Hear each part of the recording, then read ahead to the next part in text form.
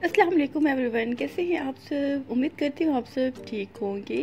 तो जनाब मैंने बनाया है पुलाव और उसकी रेसिपी आपके साथ शेयर करती हूँ और चलते हैं और रेसिपी की तरफ और देखते हैं कि पहला स्टेप क्या है। तो पुलाव बन रहा है यहाँ पे यखनी पुलाव। तो यखनी बनाने के लिए सबसे पहले मैंने यहाँ पर लिया है 2 टेबलस्पून बटर। इसको मेल्ट होने के लिए रख दिया है। जब तक ये मेल्ट होते हैं हम यहाँ पर अपने ड्राई इंग्रेडिएंट्स की तरफ चलते हैं और देखते हैं कि क्या यूज़ करना चाहिए। तो ये सब मैंने डिटेल्स में लिख कर बता दिया है और यहाँ पर वैसे भी बोल देती हूँ। सॉल्ट है और यहाँ पर जो है ये सारी चीज़ें आप देख लें। अनियंस हैं, गार्लिक है और मीट है और इसके अलावा सौंफ है, ज़ीरा है, काली मिर्च है, बादियान के फूल है, छोटी बड़ी इलायची है, दालचीनी है। तो ये सारे इंग्रेडिएंट्स जो हैं इस टाइम हम बटर में ऐड कर देंगे। तो यहाँ पर बन रहा है यखनी चावलों के लिए। तो मैंने ये वाला मसाला जो है इसमें ऐड कर दिया है। इसको बिल्कुल थोड़े से टाइम के लिए सोते करना है, ज़्यादा फ्राई नहीं करना है, क्योंकि इसमें सबसे हल्की चीज़ जो है समझ लें कि सेंसिटिव है ज़ीरा। तो वो बहुत जल्दी जो है ना पक जाता है और उसकी खुशबू आती है। अगर उसको ज़्यादा देर के लिए हम बनाएंगे ना तो उसकी कड़वाहट जो है ना वो शुरू हो जाएगी।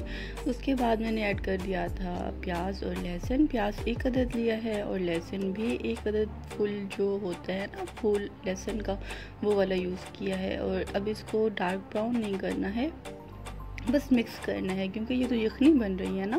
तो जब हम इसमें गोश्त ऐड करेंगे, पानी ऐड करेंगे और 25 मिनट के लिए पकाएंगे तो ये सारी चीज़ें काफ़ी हद तक सॉफ्ट हो जाएंगी। तो यहाँ पर मैंने ये वाला गिलास लिया था और 4 गिलास पानी के लिए थे। अब हम इसको कर देंगे स्टीम देनी है 20 से 25 मिनट के लिए। तो यहाँ पर देखते हैं टाइम हो गया है और चेक कर लेते हैं कि मीट जो है किस हद तक टेंडर हुआ है। तो याद रखिए मीट को हमने ज़्यादा टेंडर नहीं करना, सॉफ्ट होना मस्ट है, लेकिन बिल्कुल घुला हुआ नहीं होना चाहिए ना। तो राइस में जो है मीट ऐसे दिखना चाहिए।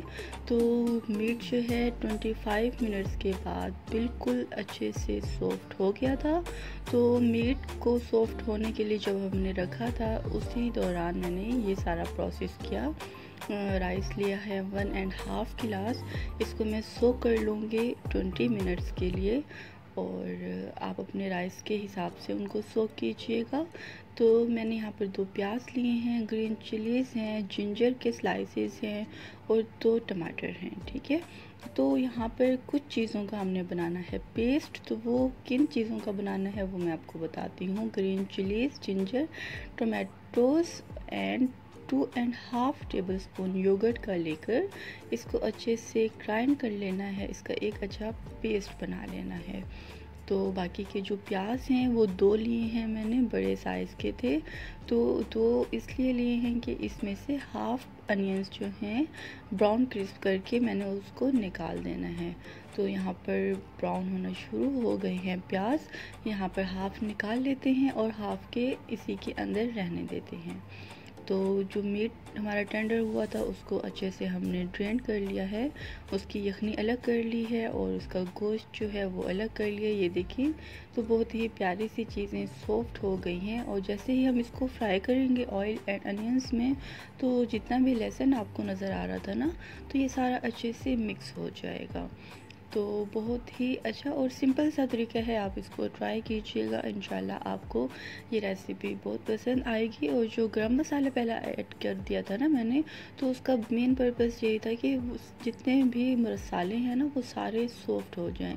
तो यहाँ पर टाइम हो गया है ड्राई इंग्रेडिएंट्स का, जिसमें रेड चिली है और अजीनो है और कोरिएंडर पाउडर है और 2 चम्मच लिए थे मैंने शान पुलाव मसाला की। आप कोई सा भी मसाला ऐड कर सकते हैं और इसको स्किप भी कर सकते हैं।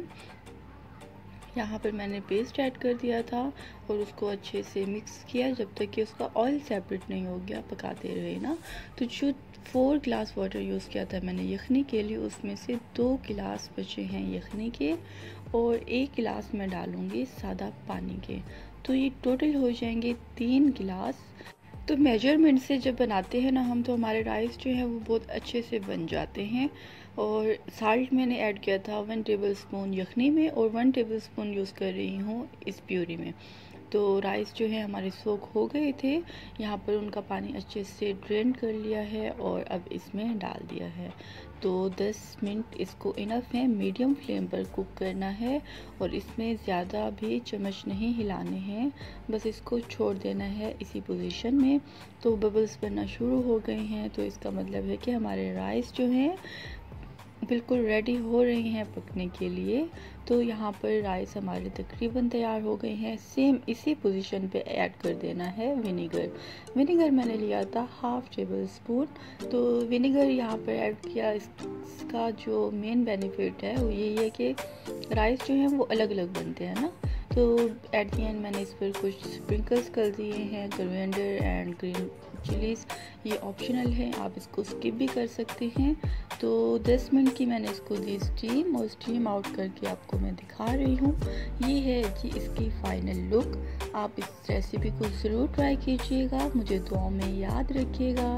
अल्लाह हाफिज़।